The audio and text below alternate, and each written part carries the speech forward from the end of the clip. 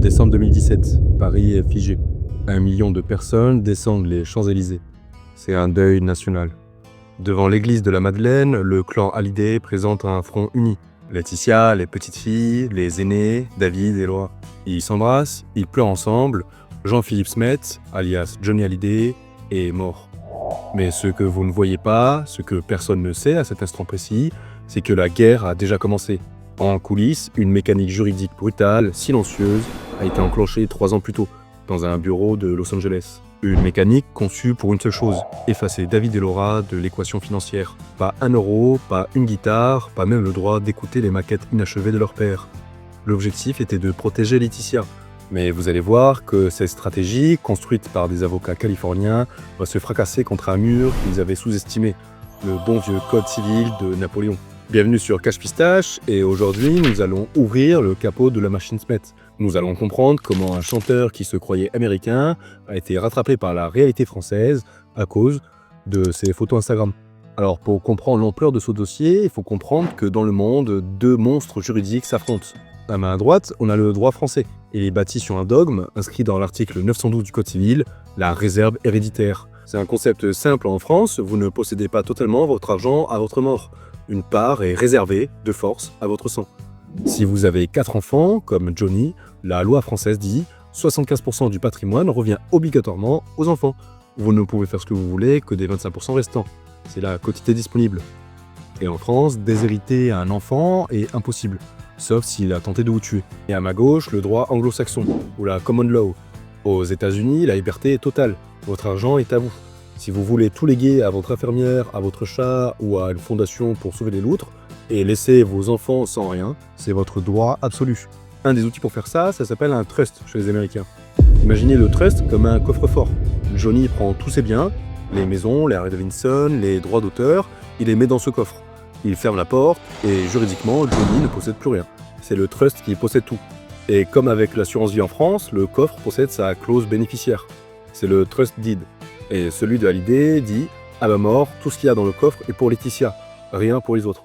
Le pari de Johnny à ce moment-là, il est simple, utiliser le trust américain pour contourner la règle française de la réserve héréditaire.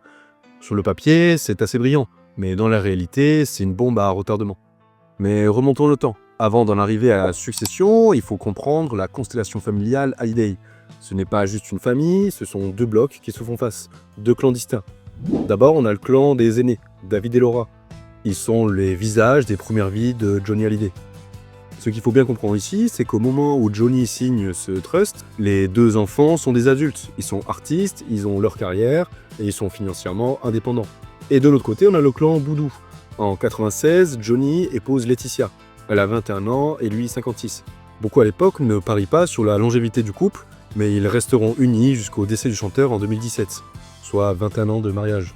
Le couple adoptera Jade et Joy, mineurs au décès du chanteur. Mais dans l'ombre, un homme s'active, André Boudou, le père de Laetitia. Au début des années 2000, il fait le vide autour de la star, écarte l'entourage historique et lance une guerre perdue d'avance contre Universal. Sous ses conseils, Johnny a tenté de rompre son contrat avec la maison de disques pour récupérer ses titres. Cette stratégie a été un échec juridique cuisant, qui a mis Johnny en difficulté financière. En perdant son procès pour rompre son contrat, Johnny s'est retrouvé sans revenus et criblé de dettes. Pour éviter la faillite personnelle, il a dû supplier Universal de le reprendre. Et il a également demandé une avance sur royalties colossale d'environ 20 millions d'euros pour rembourser ses créanciers immédiats. En conséquence, il a travaillé gratuitement pendant des années pour rembourser cette avance à Universal. André Boudou a impliqué Johnny dans ses propres affaires, notamment les discothèques Amnesia au Cap d'Agde et à Paris au pied de la Tour Montparnasse. Mais malheureusement, l'aventure parisienne a été un gouffre financier et s'est soldée par une fermeture rapide et une perte de 5 à 10 millions d'euros pour Johnny. C'est également André qui a poussé Johnny à faire des montages fiscaux plus agressifs, comme des sociétés écrans, les trusts qu'on a vus, pour tenter de réduire l'imposition massive du chanteur, ce qui a complexifié la structure patrimoniale, mais aussi attiré l'attention du fisc, semant sans le savoir les graines des dettes colossales qui exploseront plus tard. Donc Johnny se retrouve en un patriarche écartelé. Il voit ses aînés, David et Laura, comme des adultes installés, riches et célèbres.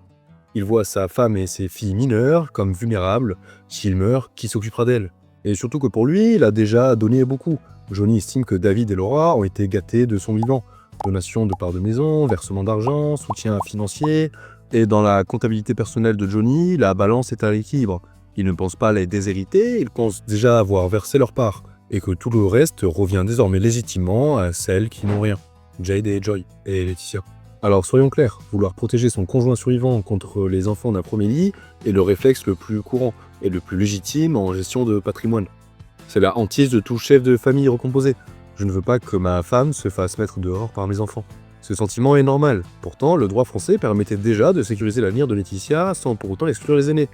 Je vous explique juste après. Mais Johnny, lui, ne veut pas de compromis. La méthode qu'il choisit est radicale. Nous sommes le 11 juillet 2014, à Los Angeles. Poussé par la peur que Laetitia et les filles n'auront rien, Johnny signe son dernier testament. Il bascule dans l'extrême.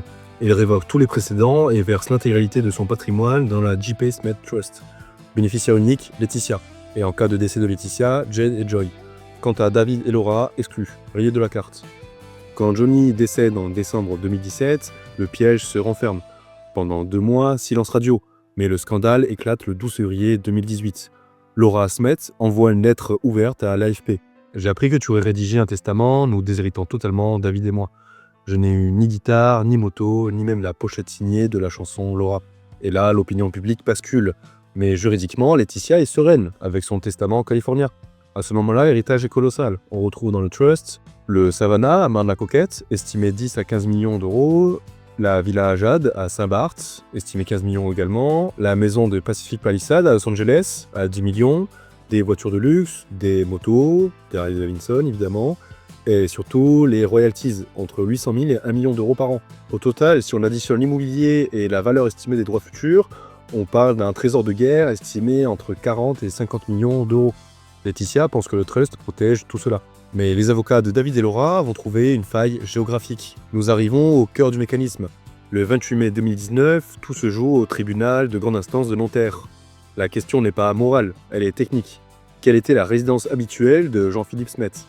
Johnny avait une green card, payait ses impôts aux USA et y scolarisait ses filles. Mais le droit européen définit la résidence par le centre des intérêts de vie. Les avocats de David et Laura transforment le procès en analyse de données. Ils sortent les posts Instagram, ils comptent les jours. En 2015, Johnny a passé 168 jours en France, contre seulement 149 aux États-Unis. En 2016, 155 jours en France. En 2017, il est resté en France jusqu'à son décès. Le tribunal tranche. Johnny était un résident français. Et en conséquence, la loi française s'applique. La réserve héréditaire revient. Le trust s'effondre. David et Laura ont gagné le droit d'hériter. Mais d'hériter de quoi exactement? Un autre acteur attend dans l'ombre, le fisc français. Et oui, maintenant qu'on vient de démontrer que Johnny était bien résident français, les aînés ont fait entrer le loup dans la bergerie. Le fisc fait son enquête et réclame 36 millions d'euros. Alors d'où vient cette dette exactement? Alors elle ne vient pas juste d'impôts impayés sur le revenu, mais de redressement sur des montages spécifiques. D'un côté, on a les sociétés de tournée. Plusieurs sociétés créées pour gérer les tournées de Johnny qui ont fait faillite ou ont été liquidées avant même de payer les impôts. Et le fisc, il n'aime pas ça. Ensuite, il y a le montage Nertus. Pour payer moins d'impôts sur ses droits à l'image, comme Optique 2000, ou ses produits dérivés, Johnny a transféré ses revenus vers une holding au Luxembourg, Nertus Invest, détenue par une autre société au Liberia, Jeddah SA. Avant ça, l'argent qu'il touchait pour ses publicités était considéré soit comme des traitements et salaires, soit comme des bénéfices non commerciaux, BNC. Pour le fisc français, c'était du revenu professionnel classique. Mais étant donné que ces revenus étaient colossaux, ils tombaient automatiquement dans la tranche marginale d'imposition la plus élevée. Au début des années 2000, à l'époque où le montage a été imaginé, le taux marginal supérieur de l'impôt sur le revenu était de 48%. À cela, il fallait ajouter les prélèvements sociaux d'environ 10 à 11% à l'époque. Donc en résumé, avant le montage, sur 1 million d'euros gagnés, Johnny en donnait environ 600 000 à l'État. Impôt plus charge sociale. Il lui restait 400 000 net. André Boudou va donc proposer son montage. Faire passer cette taxation de 60% en France à quasi 0% via le Luxembourg et le Liberia, en transformant ses revenus professionnels en dividendes étrangers non déclarés. C'est cet écart massif qui a motivé le risque et causé la chute. Le fisc a regardé le montage et a dit « c'est une coquille vide, une structure créée de toutes pièces, sans bureau ni personnel, juste pour encaisser les dividendes hors de France. Le montage n'avait aucun autre but que d'éviter l'impôt. C'est ce qu'on appelle un abus de droit. » Résultat post-mortem pour Johnny, redressement massif, rapatriement de tous les revenus en France, plus des pénalités allant jusqu'à 80%. Mais alors, comment éviter ça? C'est une question vitale pour votre patrimoine. La règle d'or pour éviter l'abus de droit, c'est de ne jamais avoir que la motivation fiscale. Vous devez toujours pouvoir trouver une raison économique ou patrimoniale. Par exemple, si Johnny avait créé cette société au Luxembourg pour lancer une vraie marque de vêtements internationale, avec des bureaux sur place, des salariés, une stratégie de développement européenne, le fisc n'aurait rien pu dire. L'avantage fiscal doit être la conséquence, la cerise sur le gâteau, le ah, oups, je paye moins d'impôts, mais j'ai pas fait exprès. Jamais la seule cause. Ajoutez à cela que Johnny vivait à crédit pour éponger ses dettes passées. Il avait déjà consommé 20 millions d'euros d'avance sur recettes versées par Universal. Et il devait donc rembourser sa propre maison de disques avant de gagner le premier euro. Enfin bref, le calcul est terrible. Dans la succession, on se retrouve maintenant avec 40 à 50 millions d'actifs et 30 à 36 millions d'euros de passifs. Et là, c'est une quasi-faillite. Si David et Laura acceptent l'héritage, ils deviennent solidaires des dettes.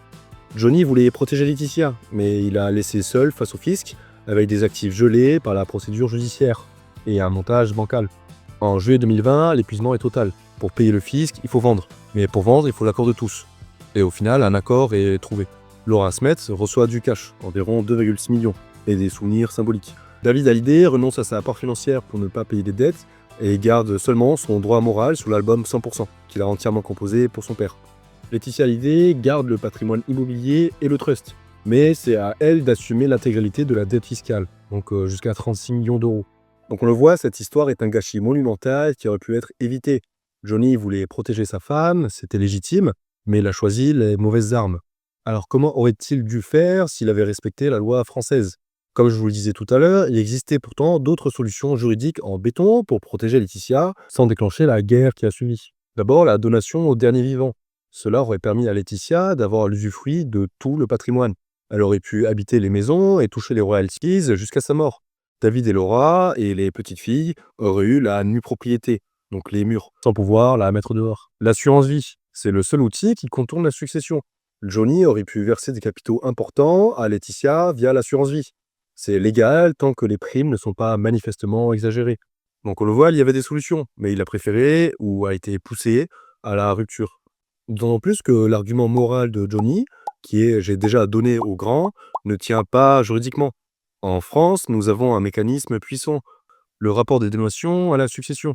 C'est une machine à égalité qui réintègre tout le passé. Donc par exemple, imaginez que l'héritage final vaut 100. Si David a déjà reçu une maison valant 20 de son vivant, le notaire va considérer que le patrimoine réel est de 120, pas 100.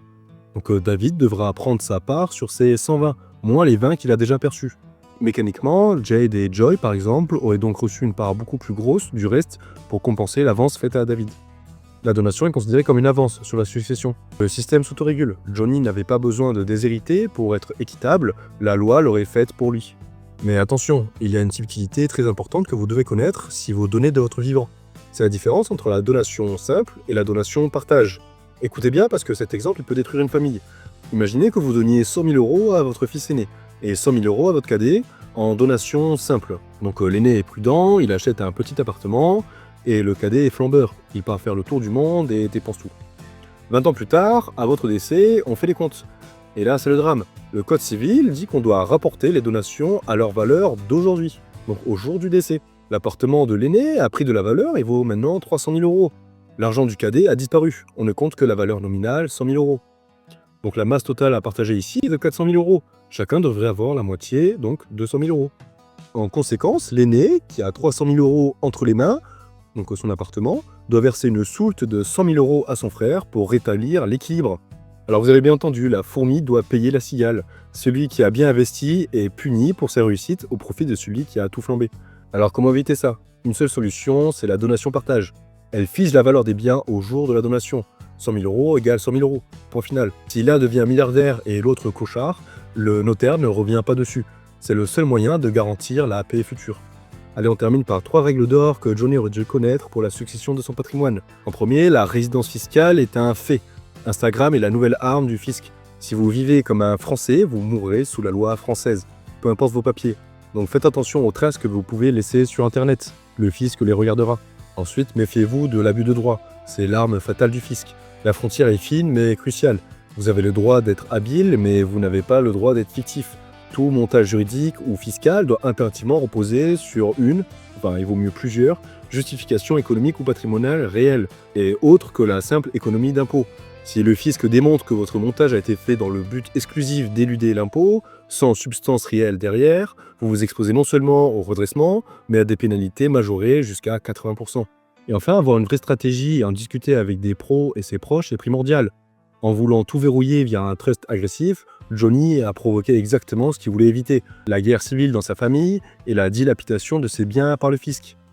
Au final, Johnny Hallyday a passé toute sa vie à défier les règles, à vivre selon ses propres codes.